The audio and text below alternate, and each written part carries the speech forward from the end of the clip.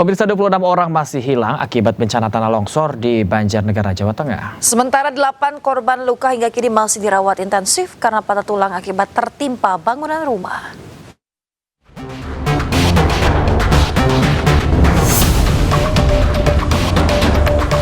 Rencana evakuasi 26 korban yang masih tertimbun longsor terpaksa dibatalkan. Kondisi tanah yang belum stabil dan terus bergerak menimbulkan potensi longsor susulan. Sehingga tim SAR menunda operasi untuk meminimalkan resiko petugas di lapangan. Pergerakan tanah kembali terjadi dan sempat membuat relawan mundur. Dari hasil asesmen tadi, maka dari tim geologi menyampaikan bahwa masih adanya pergerakan tanah dan masih ada kemungkinan longsoran susulan. Sehingga direkomendasikan untuk pelaksanaan operasi SAR hari ini tidak direkomendasikan menggunakan pelatan alat berat. Data hingga siang ini akibat peristiwa ini 923 jiwa mengungsi dan 26 orang yang hilang diduga tertimbun material longsor. Bencana ini membuat 48 rumah tertimbun longsor. Warga dilarang untuk mendekat ke lokasi kejadian karena kondisi masih berbahaya. Sementara itu, 8 korban luka masih mendapatkan perawatan intensif di puskesmas terdekat. Korban rata-rata mengalami patah tulang akibat tertimpa bangunan rumah. Selain luka fisik, korban juga mengalami trauma berat. Dari 8 korban ini, 3 orang diantaranya masih dirawat di puskesmas Pandanarum, sementara 5 orang yang mengalami luka cukup parah harus dirujuk ke RSUD Banjarnegara, Jawa Tengah. Dari Banjarnegara, Jawa Tengah, Nurdin Fauzi, iNews melaporkan. Sementara itu pemirsa, tim SAR gabungan berhasil menemukan 1 jenazah korban tanah longsor di desa Cibenying, Cilacap, Jawa Tengah. Hingga kini 6 korban masih belum ditemukan.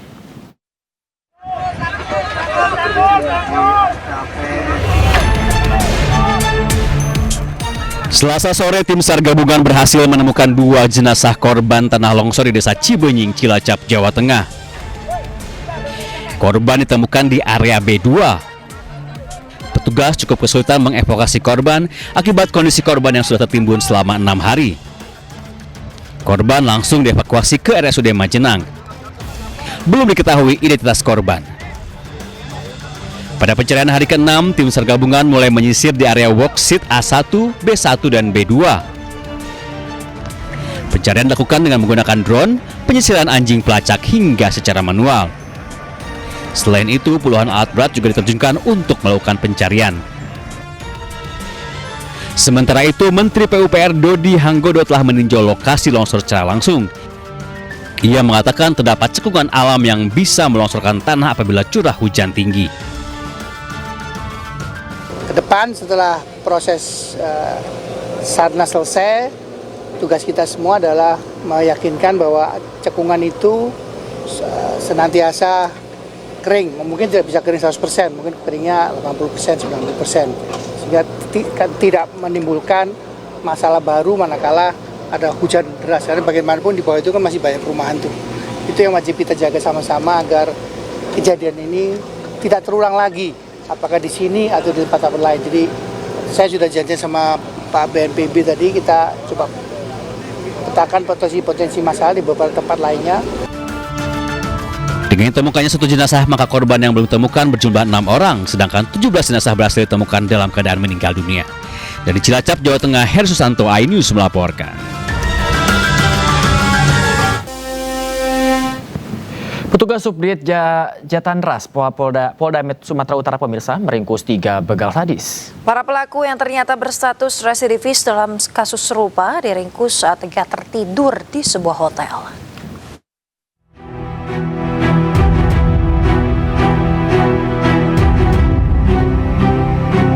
Petugas Subdit Jatanras Polda Sumatera Utara meringkus 3 begal sadis. Dari rekaman CCTV, korban yang melintas di Jalan Meteorologi Medan dikejar pelaku yang mengendarai sepeda motor. Pelaku kemudian menganiaya korban dari belakang hingga menyebabkan korban terluka. Petugas Subdit Jatanras Polda Sumatera Utara kemudian berhasil menangkap para pelaku. 2 pelaku ditangkap di sebuah hotel saat tengah tertidur pulas. Sedangkan satu pelaku lagi ditangkap di area pergudangan di kawasan Medan Tembung saat tengah bekerja. Dalam aksinya, para pelaku juga selalu menggunakan senjata tajam dan selalu melukai korbannya. Para tersangka yang kami amankan bahwa mereka biasa melakukan hal tersebut, jadi bukan baru sekali. Sudah berulang-ulang, mudah-mudahan ini kami dapat pengembangannya. Kemudian dari ketiga orang tersebut semuanya residivis. Ketiga pelaku merupakan residivis dalam kasus serupa. Para pelaku terancam penjara selama lebih dari 5 tahun. Dari Medan, Sumatera Utara, Aminur Rasid, iNews melaporkan.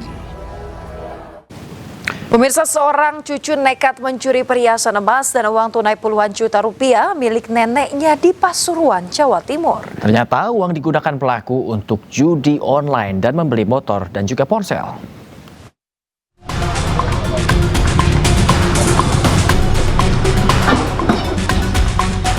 Polisi menangkap pelaku pencurian emas dan uang di sebuah bengkel di Kota Pasuruan.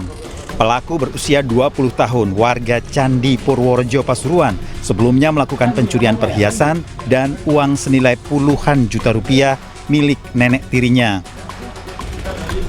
Sebelumnya, pelaku berpura-pura silaturahmi melancarkan aksinya saat neneknya sholat subuh di masjid. Hasil curian senilai puluhan juta rupiah digunakan untuk bersenang-senang. Uangnya dibelikan untuk judi online, sepeda dan HP. HP-nya ini ya, hasil pengakuannya. Ya.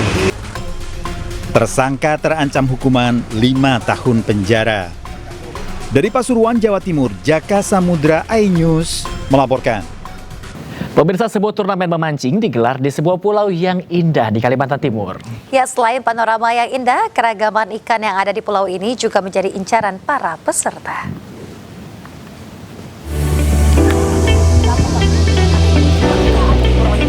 Brau Fishing Cup 2025 sukses digelar di Pulau Derawan, Kalimantan Timur. Diikuti oleh 60 tim dari Kalimantan Timur dan Kalimantan Utara, para peserta berlomba untuk mendapatkan beragam ikan yang dimiliki kawasan strategis pariwisata nasional ini. Sedikitnya 1,3 ton ikan berhasil ditangkap peserta lomba, bahkan termasuk ikan-ikan yang hanya bisa dijumpai di kedalaman ratusan meter.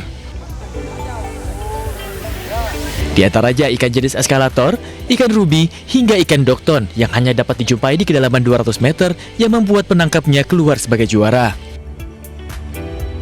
Yang pertama adalah kita kawasan pariwisata, kawasan strategi pariwisata nasional. Dan yang kedua adalah wisata laut yang tidak semuanya dimiliki oleh tempat-tempat lain. Kemudian juga dengan kearifan lokal yang ada, dengan sumber daya alam yang ada, ini penting sekali untuk kita terus promosikan. Dan yang keempat, dengan adanya resort-resort yang mulai berkembang, ini tentu akan bisa meningkatkan ekonomi yang ada di masyarakat. Sebagai hadiah, pemenang dari event ini berhak mendapatkan hadiah puluhan juta rupiah serta 1 unit motor. Selain menjadi ajang berjejaring pecinta olahraga pancing, turnamen ini diharapkan dapat mengenalkan Pulau Derawan sebagai destinasi wisata yang indah. Dari Kabupaten Berau, Kalimantan Timur, Zuhri, iNews melaporkan.